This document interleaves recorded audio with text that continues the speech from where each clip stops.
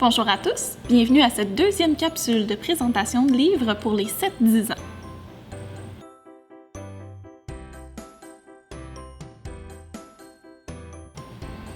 Notre premier livre aujourd'hui s'appelle Une expédition glaciale. C'est écrit par Stéphanie Gervais et c'est publié chez Dominique et compagnie.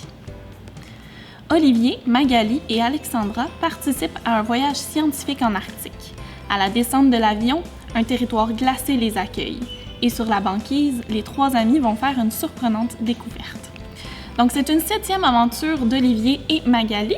Vous en avez peut-être déjà lu d'autres. C'est un texte facile à lire, écrit avec des gros caractères. Il y a quand même quelques illustrations. Donc, c'est parfait. C'est sûr que vous allez avoir une belle aventure remplie de rebondissements en lisant ce livre-là.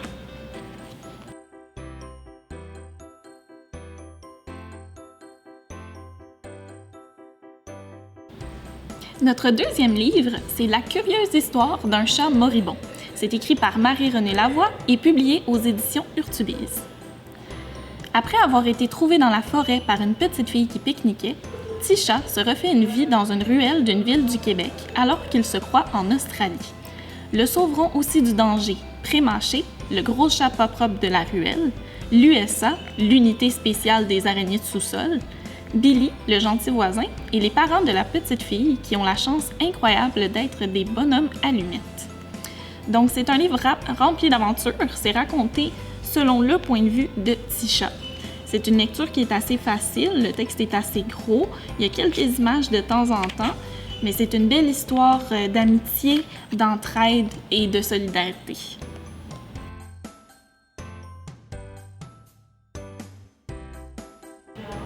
Notre troisième livre s'appelle « Les vieux livres sont dangereux ». C'est écrit par François Gravel et publié aux éditions La Courte Échelle.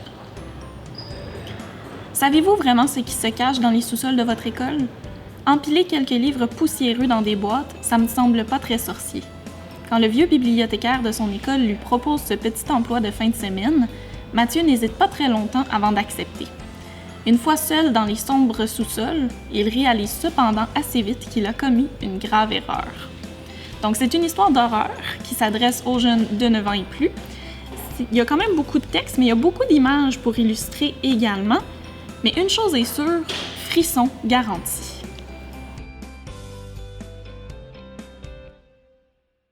C'est tout pour cette capsule. N'oubliez pas d'appeler à la bibliothèque pour venir chercher votre cahier de l'aventurier et nous on se voit la semaine prochaine pour d'autres suggestions de lecture.